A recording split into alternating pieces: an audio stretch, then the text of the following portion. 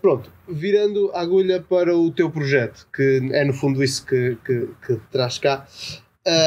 Pronto, explicaste mais ou menos como é que ele nasceu. O que é facto é que tens um conjunto de seguidores já considerável. Tens Sim. ali alguns milhares já de seguidores.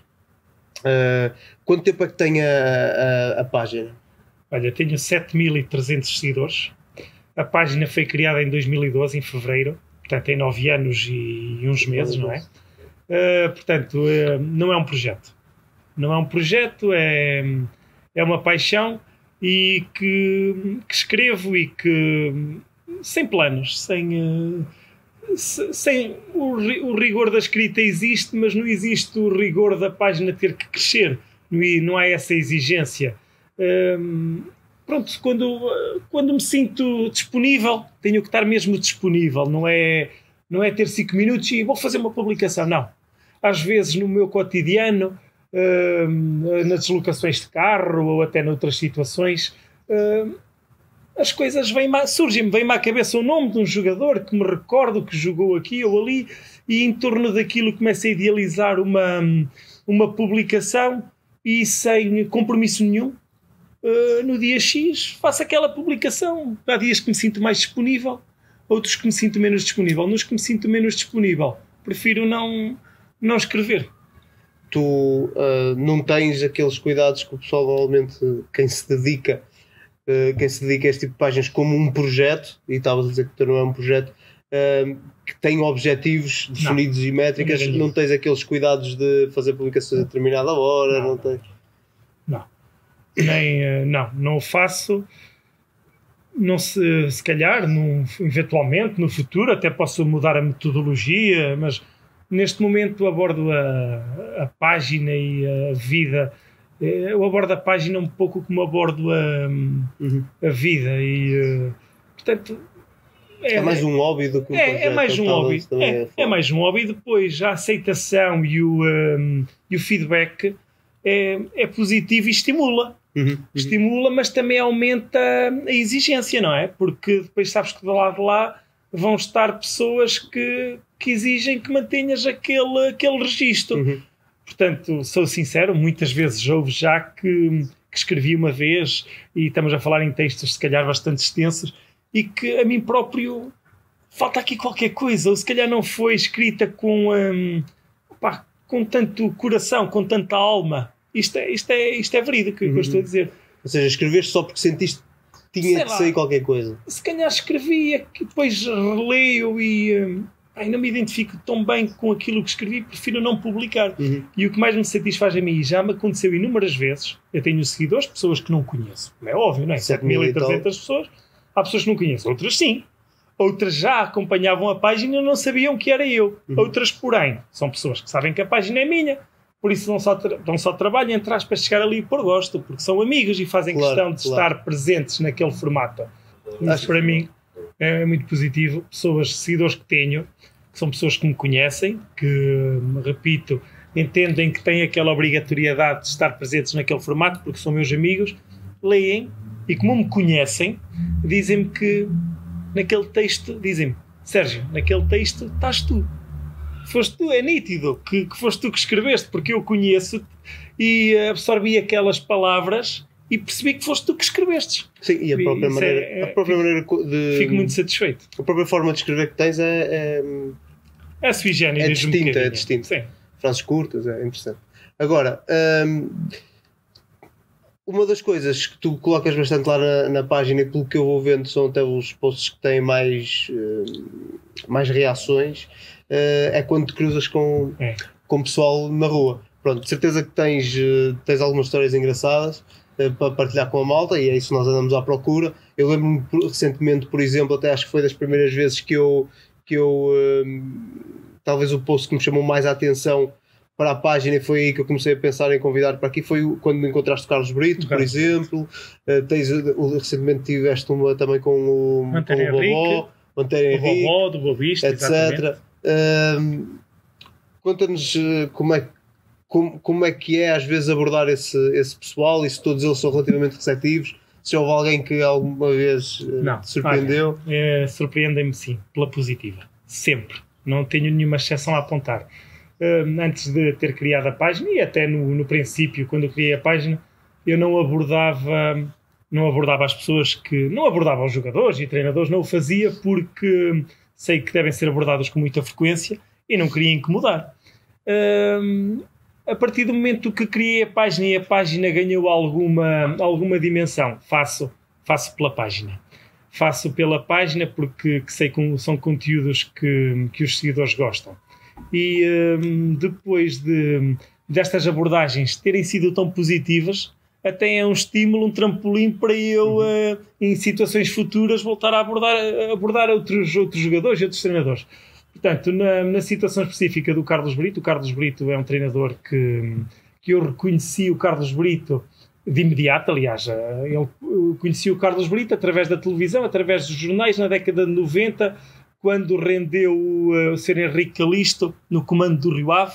O Rio Ave, numa primeira volta, somou pouquíssimos pontos, estava afundado na tabela classificativa. O presidente do Rio Ave, no fim da primeira volta, decidiu vender o Marco Aurélio, um guarda-redes que depois foi para o Belenenses, e um avançado, Fernando, porque eram jogadores com mais impacto em termos desportivos no plantel. Também deviam ser os que tinham os ordenados mais altos. Então o Rio Ave assumiu a descida e talvez por isso tenha vendido aqueles 2 jogadores. E apostou no Carlos Brito, que era jogador do plantel, e assumiu a equipa principal como treinador.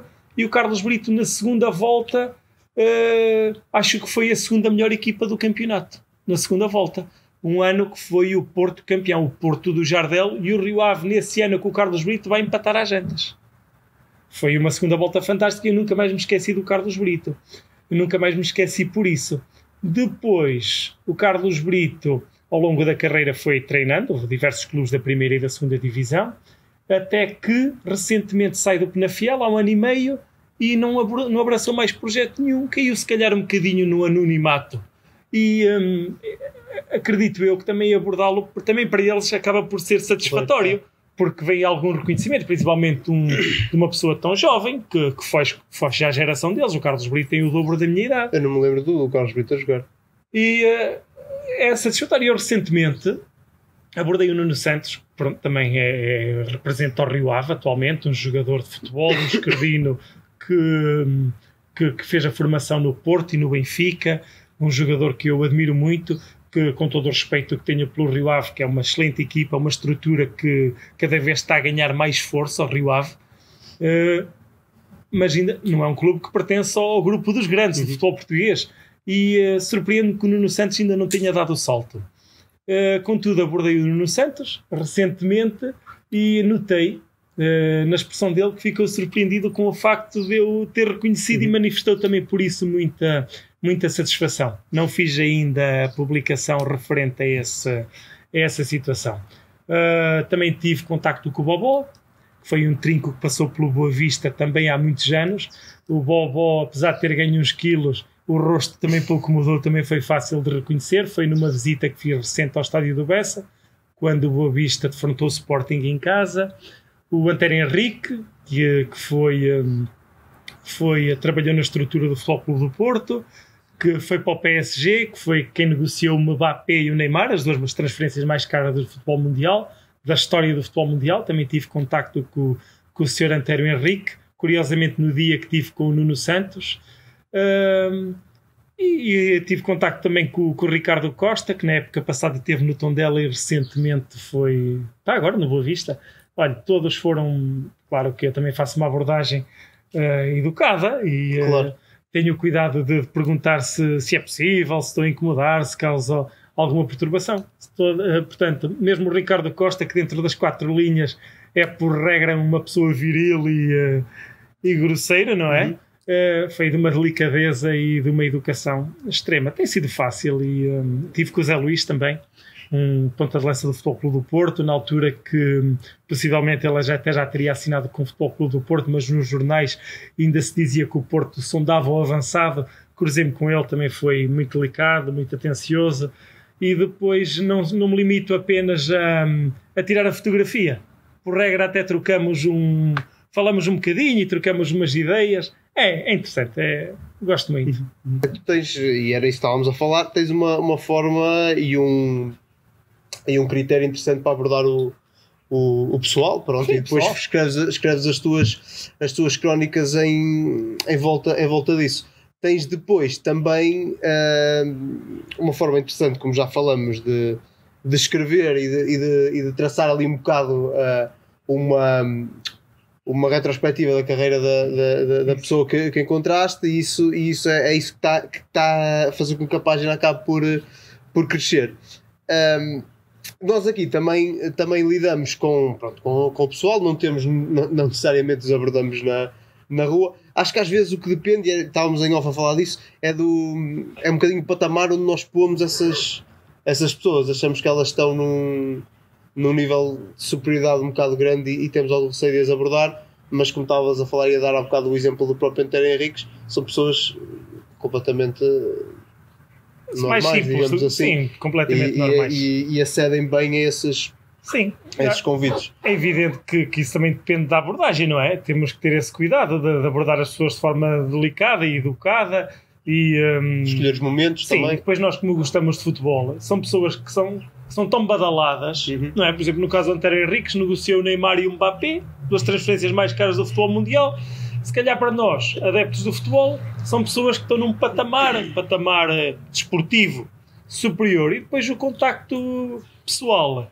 De facto, as pessoas posicionam-se no mesmo patamar do que nós, e isso acaba por ser uma experiência social também muito interessante. Pronto, há bocadinho vou puxar agora outro tema para depois que ainda voltarmos a este. És de Bragança? Sou. Bragança está no Campeonato de Portugal este ano. Não sei se acompanhas o Campeonato de Portugal ou não, mas como é que é a realidade do futebol ali no distrito de Bragança? Costumas acompanhar? Fazes ideia? Sim, o Bragança, o Grupo Desportivo de Bragança, está no Campeonato Nacional de Séniores. Na minha juventude acompanhava o GDB, é a sigla. Nós designámos-nos muitas vezes de GDB. Acompanhava, ia ao Estádio Municipal de Bragança. Hoje não o faço, apesar de ser natural de Bragança, não trabalho em Bragança. Passo pouco tempo em Bragança, por isso não vou ao estádio. Recentemente fiz uma crónica onde falei sobre o Grupo Desportivo de Bragança e revelo exatamente isso. Acompanho o Bragança através da internet, utilizo muito o site, que é o 00, conheço plantel através do 00 e os resultados também. Fico satisfeito quando eu sei que o Bragança ganha e que atinge os seus objetivos. Muitas vezes tenho o cuidado de saber quando joga e no próprio dia vou consultar o resultado. Agora, ir ao estádio, não vou, mas... Também fruto um bocado da tua localização geográfica, um bocado à parte. Mas estou a perguntar isto porque nós recentemente tivemos no Distrito de Vila Real a fazer uma dupla entrevista, numa dupla jornada no mesmo dia. Entrevistamos o Diogo Castela e entrevistamos o capitão do Vila Real, que está a fugir o nome. Como é que se chama o capitão do Vila Real? O Fred, o grande Fred. E tivemos a perceber um bocadinho como é que é a realidade do futebol ali em Trás-os-Montes, mais na parte de Vila Real do que em Bragança. E a sensação que nós ficamos ali, e daí a minha pergunta, é que o pessoal gosta de futebol. Infelizmente não temos muita gente nos estádios do clube da terra, digamos assim. Não sei se a realidade em Bragança será a mesma, provavelmente será. Olha, não sei responder de forma exata. Contudo, há sempre os fiéis, não é? Sim. Há sempre aqueles que os anos passam, a equipa desce, sobe, tem momentos bons, tem fases boas, tem épocas más, e há sempre aqueles fiéis que estão sempre presentes. Isto estou absolutamente certo. Não pertenço a esse grupo, não posso.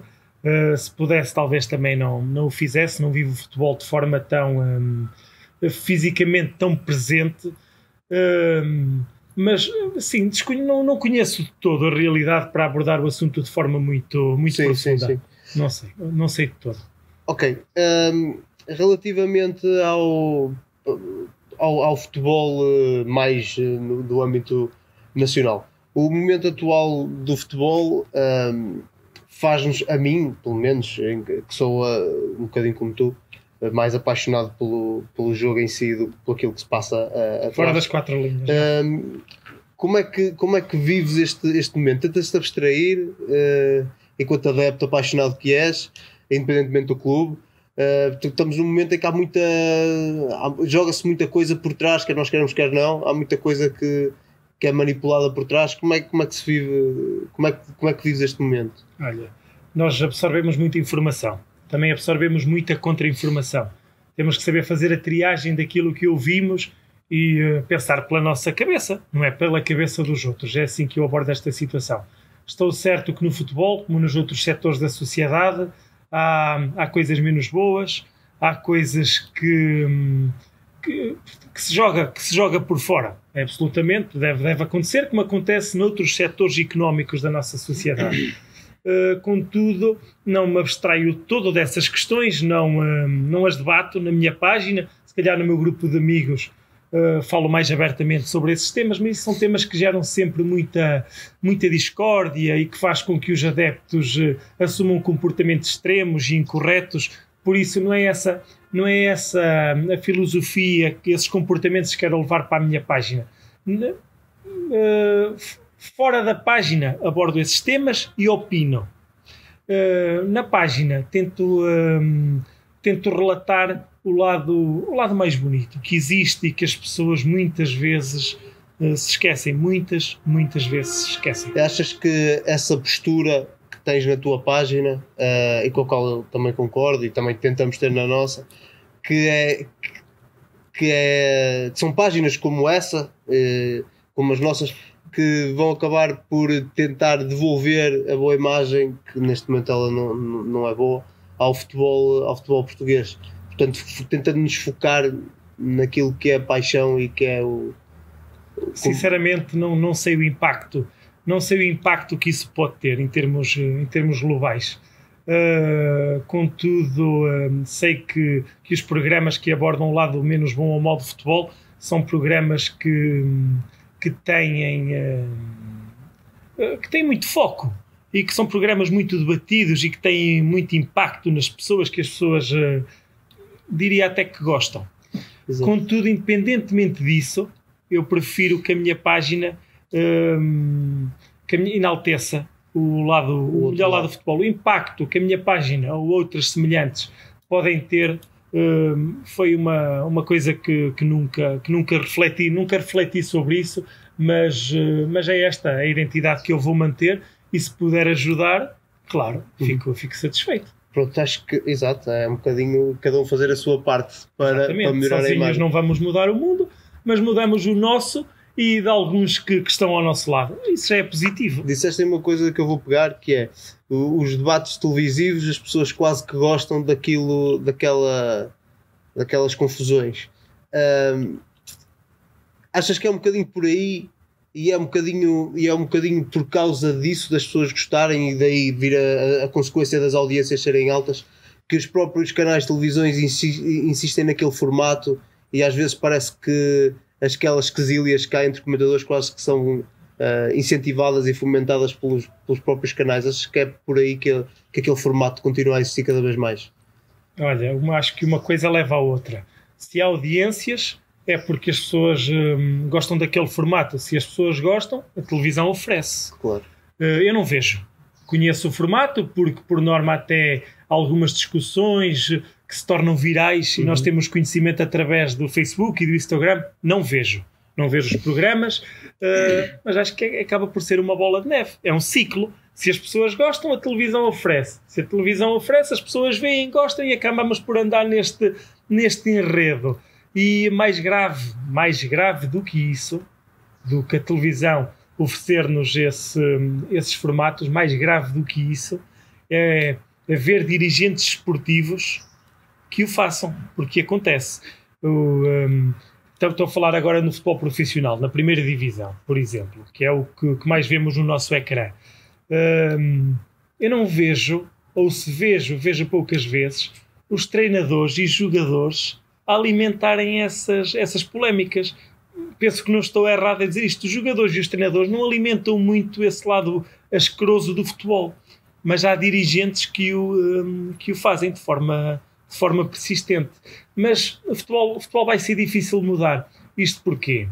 Porque a verdade esportiva, na ótica do adepto, nunca vai existir. Porque por mais boa vontade que haja de todos os agentes esportivos, desde futebolistas, árbitros, que os árbitros são muito criticados, basta que todas as pessoas podem trabalhar com extrema honestidade, basta que haja um penalti menos bem assinalado, um cartão amarelo menos bem mostrado, para se pôr tudo em causa.